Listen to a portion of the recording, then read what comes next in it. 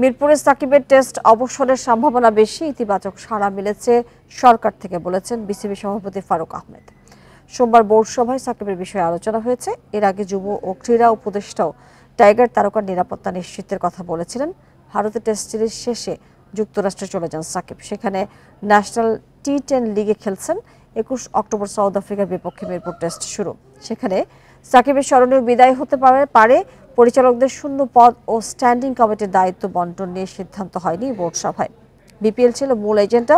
সভাপতি ফারুক আহমেদ জানিয়েছেন, এবার বিপিএল হবে ভালো মানের উইকেটে।